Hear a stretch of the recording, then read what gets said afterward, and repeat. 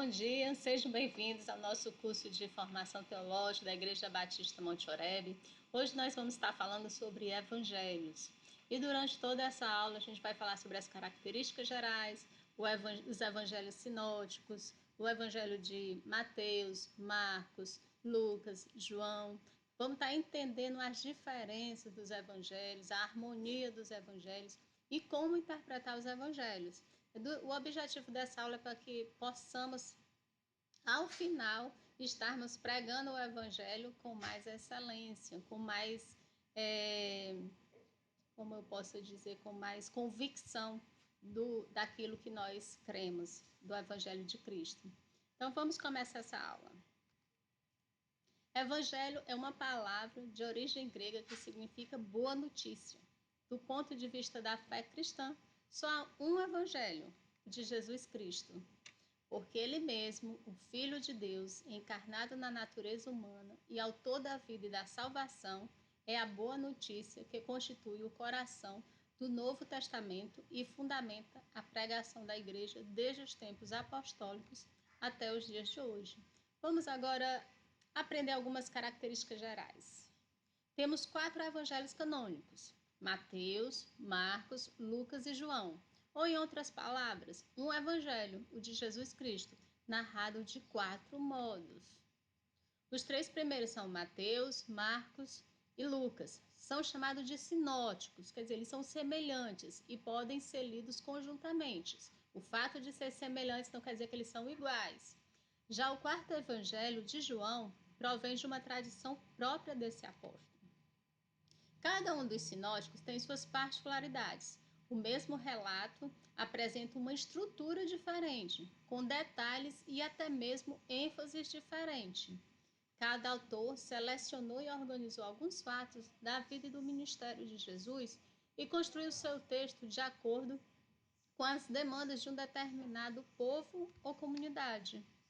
Lá em Lucas 1, de 1 a 4, diz o seguinte: muitos já se dedicaram a elaborar um relato dos fatos que se cumpriram entre nós, conforme nos foram transmitidos por aqueles que desde o início foram testemunhas oculares e servos da palavra. Eu mesmo investiguei tudo cuidadosamente, desde o começo, e decidi escrever-te um relato ordenado, ó excelentíssimo Teófilo, para que tenhas a certeza das coisas que te foram ensinadas. Os escritos apócrifos não foram incluídos no cânon oficial da Bíblia, definido em 396 d.C., o que significa que não foram reconhecidos como inspirados por Deus, ainda que possam ter valor como literatura humana e histórica. Tem outros evangelhos,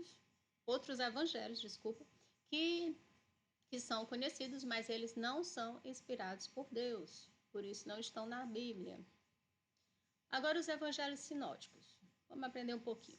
A palavra sinótico deriva de 2 vocábulos gregos que significam visão conjunta.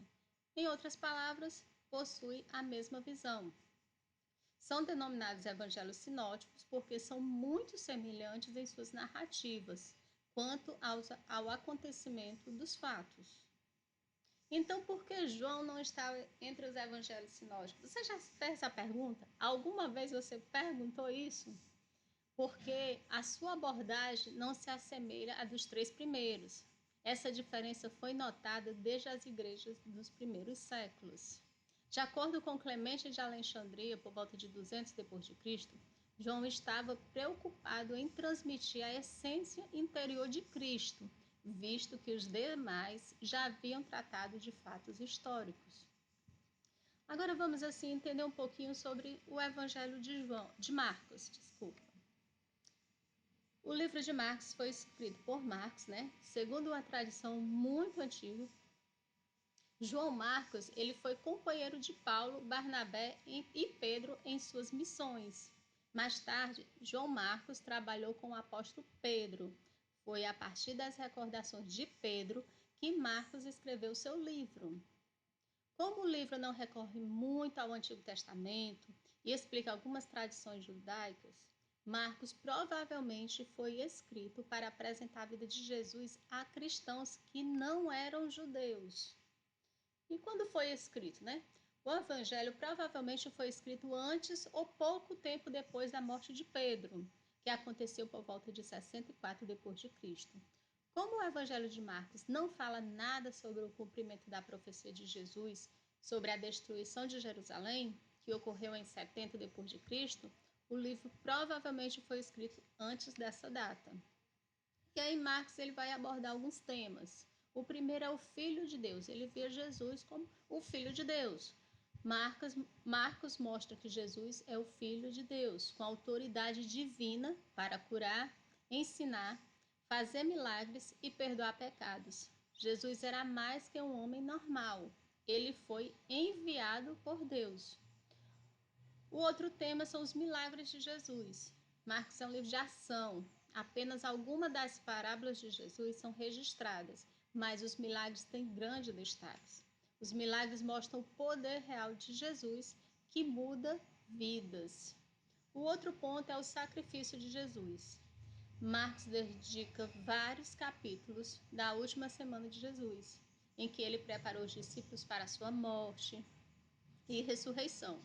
Jesus sabia que ia morrer e se ofereceu voluntariamente para pagar por nossos pecados. Sua ressurreição mostrou sua vitória sobre a morte, que é a grande esperança de todos que creem nele. Agora vamos para o Evangelho de Mateus. Ele teria sido escrito pelo apóstolo Mateus, né, o cobrador de impostos. E ele fala muito, um dos destaques do livro de Mateus é a genealogia de Jesus, que é a frase inicial do texto. Este evangelho começa com a genealogia de Jesus e a história de seu nascimento. Termina com o envio dos discípulos por Jesus depois de ressuscitado.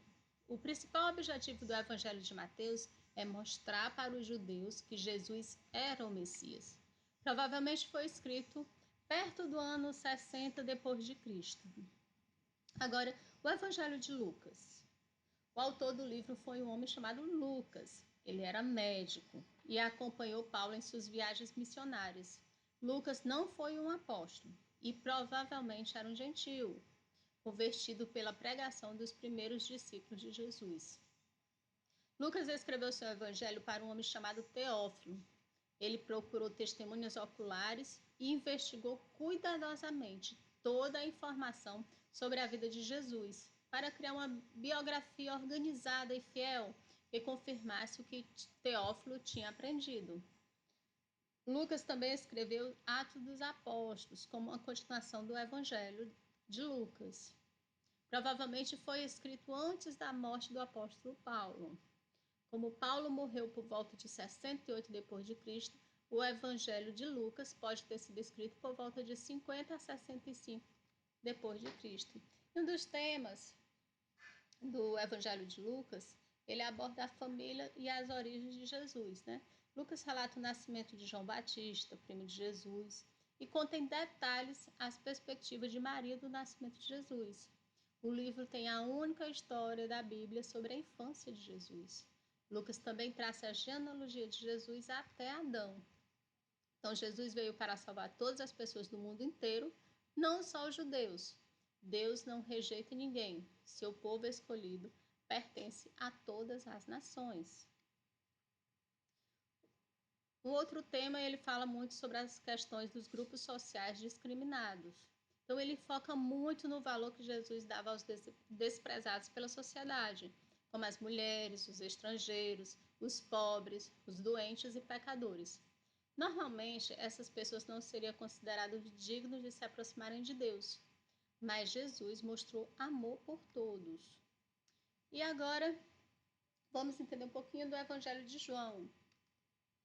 O autor foi o discípulo de Jesus, né, conhecido como o discípulo que Jesus amou, e ele é entendido como João, filho de Zebedeu, um dos 12 discípulos de Jesus. A tradição atribuiu a autoria a João, o apóstolo. Alguns comentaristas, porém, citam-no apenas como discípulo amado e não necessariamente o relacionam a ele. O Evangelho de João, ele coloca Jesus como Logos, que se fez carne e revelado por Deus, dando as salvações aos que nele acreditam. O tema central do Evangelho de João é mostrar que Jesus é o Messias, aquele que trouxe a palavra de Deus. Umas características agora dos evangelhos. Cada autor selecionou e organizou alguns fatos da vida e ministério de Jesus e construiu seu texto de acordo com as demandas sociais, religiosas, políticas, econômicas, existenciais, etc., para um determinado povo e comunidade. Há quem afirme que o evangelho mais antigo seria o de Marcos, cuja data da escrita costuma ser calculada pelo ano de 65 depois de Cristo. Ele pode ter servido de fonte sobre a vida de Jesus para Mateus e Lucas. O Evangelho de Mateus foi escrito foi escrito para as comunidades dos judeus em Jerusalém e arredores. O Evangelho de Marcos é escrito na cidade de Roma, para os judeus que viviam na capital do Império Romano e para os cidadãos romanos. Já o Evangelho de Lucas foi escrito em Antioquia e se dirige para os pagãos, muitos cristãos convertidos do paganismo. O Evangelho de João foi escrito em Éfeso, para a comunidade de judeus pagãos. Então, assim, algumas peculiaridades do Evangelho que nós observamos é o seguinte: Mateus, ele escreveu para quem? Para os judeus. E ele focava em Jesus como Messias. Já em Marcos, ele escreveu para quem? Para os romanos. E aí ele foca em Jesus como o homem perfeito, o filho do homem. Lá em Lucas, ele escreveu para quem? Para os gentios. Então, ele apresenta Jesus como conquistador poderoso e como servo. Já João ele escreveu para todos. Então, e aí ele mostra Jesus como quem? O filho de Deus. Aí ele vai nessa parte mesmo de Jesus mais espiritual. Então, vamos entender agora as diferenças. Por que as palavras não coincidem? Eu não sei se você já parou para fazer isso. Por que é que são 4 evangelhos? Porque os 3 eles são tão parecidos, mas não são iguais? Eu, pelo menos, já tentei fazer isso. Vamos ver se isso aqui é igual a esse. Será que João? Será que em Lucas está igual em Mateus? Eu já fiz isso. Não sei você, eu acredito que já. O discurso, por que essas palavras não coincidem? Porque o discurso era feito em aramaico, idioma básico de Jesus, e a escrita em grego. E haviam quase 30 anos de tradição oral não escrita. Então, assim, eles tinham o costume de passar essas informações mais da forma oral, mais contando as histórias do que escrevendo mesmo. Foi escrito muito depois. Então, o objetivo dos autores também não foi uma precisão científica, mas fidelidade aos fatos. Eles tentaram colocar também a visão deles sobre cada acontecimento daquele. E os propósitos são diferentes, como cada um escreveu para um público diferente. Então, o propósito era diferente, então cada um se apegou àquilo que achava que ia ajudar naquela explicação que eles estavam dando. Então, e qual a diferença com relação a esses evangelhos sinóticos? Apenas no Evangelho de João, Jesus fala bastante sobre si próprio. Em João, há uma quantidade substancial de material que Jesus partilhou apenas com seus discípulos. E dos 29 milagres presentes nos sinóticos, João só relata 3. No entanto, ele apresenta outro conjunto de milagres que não aparece nos sinóticos. Somente em João, Jesus é explicitamente identificado como Deus. Destacam-se diversas citações do tipo eu sou. Eu sou, a gente costuma ver muito no Antigo Testamento, né, onde Deus se apresenta como eu sou. Em João, não há expulsão de demônios, mas ênfase em discurso de Jesus com chefes judeus sobre curas e seus resultados na vida concreta. E agora sim, vamos entender um pouquinho da harmonia dos evangelhos, né? Ao longo da história, vários estudiosos, eles tentaram harmonizar os evangelhos. Eles ficaram, vamos fazer um só, né? Para ficar um negócio mais fácil. Então, a primeira tentativa que se tem conhecimento é conhecida como a diatesauron, que em grego significa através dos 4. E foi proposta por Tatiano, no 2º século da era cristã. Tatiano seguiu Mateus em relação ao ministério de Jesus. João em relação à morte e ressurreição de Cristo, inserindo Marcos e Lucas nos pontos que julgou mais apropriados. Outro personagem que se propôs a harmonizar os evangelhos foi Agostinho de Hipona. Ele afirmou que em algumas passagens paralelas o vocabulário poderia variar, mas a ideia transmitida seria a mesma. No século XVI, João Calvino publicou em latim uma harmonia dos evangelhos de Mateus, Marcos e Lucas. Harmonizar os evangelhos é um empreendimento extremamente válido, pois possibilita conhecimento mais profundo sobre a história de Jesus. E assim, diante de tudo isso que a gente tem aprendido aqui, que a gente tem conhecido, apesar de ser um conteúdo muito rápido, precisa mais de um aprofundamento, de tempo, que cada um já vamos ler os evangelhos de uma forma com um olhar diferente, né? Então, como interpretar os evangelhos?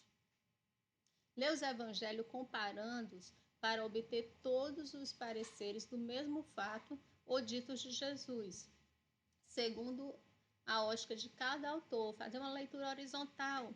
Hoje, assim, nós temos vários recursos. Você pode, no computador, abrir uma aba com cada evangelho e aí você sai comparando o texto, fica mais fácil, vai ter um entendimento melhor. Então, procure entender os contextos dos autores e de Jesus, o que era que estava acontecendo naquele momento, qual era a cultura na época, a percepção do autor ao narrar a vida e milagres de Cristo. Então, assim, é interessante que a gente entenda, principalmente agora que nós conhecemos para quem ele estava escrevendo. Então, quando você entende para quem o apóstolo estava escrevendo, para quem o autor estava escrevendo, aí a gente passa a entender melhor como ele fez aquela colocação, como aquilo foi escrito, o que é que ele estava tentando passar para aquele povo. Entenda também que havia uma expectativa escatológica na mente dos judeus e dos cristãos primitivos. Então, ele tinha essa ideia de escatologia, entendeu? Então, dê atenção especial ao termo reino de Deus.